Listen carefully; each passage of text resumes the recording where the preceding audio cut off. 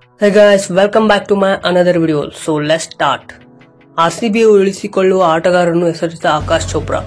ಈ ಬಾರಿ IPL ಹರಾಜಿನಲ್ಲಿ right to match RTM ಆಯ್ಕೆ ನೀಡಲಾಗಿದೆ. ಅಂದ್ರೆ ಸ್ನೇಹಿತರೆ, ಒಬ್ಬ ಆಟಗಾರರನ್ನ ಆರ್ಟಿಎಂ ಆಪ್ ನಲ್ಲಿ ಆಯ್ಕೆ ಮಾಡಿ ಆ ಬಳಿಕ ಹರಾಜಿಗೆ ಬಿಡುಗಡೆ ಮಾಡೋದು.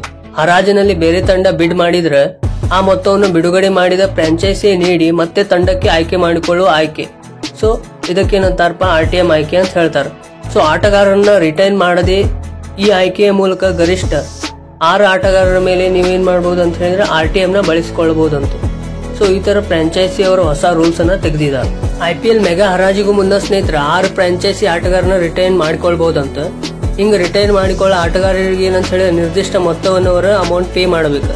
ಅದರಂತ 6 ಆಟಗಾರನ ಉಳಿಸಿಕೊಳ್ಳಲು ಅವ್ರ ಏನಾರ ಮುಂದೆ ಬಂದ್ರಪ್ಪ ಅಂತ ಹೇಳಿದ್ರೆ ಅವ್ರಿಗೆ ಬರೋಬ್ಬರಿ ಎಷ್ಟಂದ್ರೆ 79 ಕೋಟಿ ರೂಪಾಯಿಯನ್ನ ಕೊಡ್ಬೇಕಂತ. ಹಾಗೆ ಸ್ನೇಹಿತರೆ, ಇಲ್ಲಿ ಮೊದಲ ಆಟಗಾರನಿಗೆ ಏನೈತಲ್ಲ 18 ಕೋಟಿ ರೂಪಾಯಿ, ಹಂಗ ಎರಡನೇ ಆಟಗಾರನಿಗೆ 14 ಕೋಟಿ ರೂಪಾಯಿ, ಮೂರನೇ ಆಟಗಾರನಿಗೆ 11 ಕೋಟಿ, ನಾಲ್ಕನೇ ಆಟಗಾರನಿಗೆ 18 ಕೋಟಿ, ಐದನೇ ಆಟಗಾರನಿಗೆ 14 ಕೋಟಿ ರೂಪಾಯಿ ಹಾಗೂ 6ನೇ ಆಟಗಾರನಿಗೆ ಏನೈತಲ್ಲ 4 ಕೋಟಿ ರೂಪಾಯಿ ನೀಡಬೇಕಾಗ್ತಿತ್ತಂತ. ಹೀಗಾಗಿ ಸ್ನೇಹಿತರೆ, ಈ ಬಾರಿ ಯಾವ ತಂಡ ಯಾರನ್ನು ಉಳಿಸಿಕೊಳ್ಳುತ್ತೈತಿ ಎಂಬುದನ್ನು ಕಾದು ನೋಡಬೇಕಾಗಿದೆ.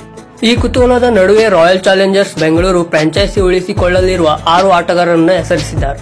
ಭಾರತ ತಂಡದ ಮಾಜಿ ಆಟಗಾರ ಆಕಾಶ್ ಚೋಪ್ರಾ, ಟೀಂ ಇಂಡಿಯಾದ ಮಾಜಿ ಆಟಗಾರನ ಪ್ರಕಾರ ಆರ್ಸಿಬಿ 4+2 ಸೂತ್ರದೊಂದಿಗೆ ಒಟ್ಟು 6 ಆಟಗಾರರನ್ನ ರಿಟೈನ್ ಮಾಡಿಕೊಳ್ಳಲಿದೆ.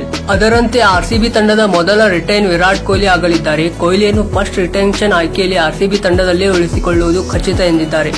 ಇನ್ನು ಆರ್ಸಿಬಿ ತಂಡದ ಎರಡನೇ ಆಯ್ಕೆ ಕ್ಯಾಮರೂನ್ ಗ್ರೀನ್. ಆಸ್ಟ್ರೇಲಿಯಾದ ಆಲ್ರೌಂಡರ್ ಗ್ರೀನ್ ಅವರನ್ನು ಆರ್ಸಿಬಿ ಬಿಡುಗಡೆ ಮಾಡುವ ಸಾಧ್ಯತೆ ಇಲ್ಲ. ಹೀಗಾಗಿ ಅವರನ್ನು ಎರಡನೇ ರಿಟೆನ್ಷನ್ ಆಯ್ಕೆಯಲ್ಲಿ ತಂಡದಲ್ಲೇ ಉಳಿಸಿಕೊಳ್ಳಲಿದ್ದಾರೆ.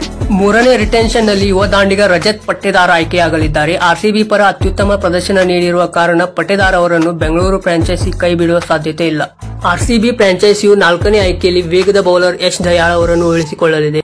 ದಯಾಳ್ ಅನ್ಕ್ಯಾಪ್ಡ್ ಆಟಗಾರನಾಗಿ ಕಾರಣ ಆರ್ಸಿಬಿ ಅವರನ್ನು ಅನ್ಕ್ಯಾಪ್ಡ್ ಪಟ್ಟಿಯಲ್ಲಿ ರಿಟೈನ್ ಮಾಡಿಕೊಳ್ಳಲಿದೆ. ಇನ್ನು ಆರ್ಸಿಬಿ ಫ್ರಾಂಚೈಸಿಯು ಮೊಹಮ್ಮದ್ ಸಿರಾಜ್ ಹಾಗೂ ವಿಲ್ ಜಾಕ್ಸ್ ಮೇಲೆ ಆರ್ಟಿಎಂ ಆಯ್ಕೆಯನ್ನು ಬಳಸಲಿದೆ.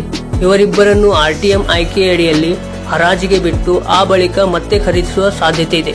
ಈ ಮೂಲಕ 4+2 ಸೂತ್ರದ ಅಡಿಯಲ್ಲಿ ಆರ್ಸಿಬಿ ಈ 6 ಆಟಗಾರರನ್ನು ಉಳಿಸಿಕೊಳ್ಳುವ ಸಾಧ್ಯತೆ ಇದೆ ಎಂದು ಆಕಾಶ್ ಚೋಪ್ರಾ ತಿಳಿಸಿದ್ದಾರೆ. ಸೊ ಗಾಯ್ಸ್, ನೋಡಿದ್ರಲ್ಲ, ಈ 6 ಆಟಗಾರರನ್ನ ಏನ್ ಮಾಡ್ಲಿಕ್ಕತ್ತದಪ್ಪ ಅಂತ ಹೇಳಿದ್ರೆ ಆರ್ಸಿಬಿ ತಂಡ ರಿಟೈನ್ ನ ಮಾಡಿಕೊಳ್ಳಲಿಕ್ಕತ್ತದ. ಸೊ ಚಲೋ ಗಾಯ್ಸ್, ಫಿರ್ ಮಿಲೆಂಗೆ ಚಲ್ತೆ ಚಲ್ತೆ. ಸೊ ಗಾಯ್ಸ್, ಈ ಒಂದು ವಿಡಿಯೋಗೆ ಏನೈತೆಲ್ಲ like, comment, share and subscribe ಮಾಡೋದ್ರ ಮೂಲಕ ನಮಗೆ ಪ್ರೋತ್ಸಾಹವನ್ನು ನೀಡಿ ಅಂತ ಹೇಳ್ತಾ ಈ ಒಂದು ವಿಡಿಯೋನ ಇಲ್ಲಿಗೆ ಮುಗಿಸ್ಲಿಕ್ಕತ್ತೀನಿ. Bye, take care, love you all.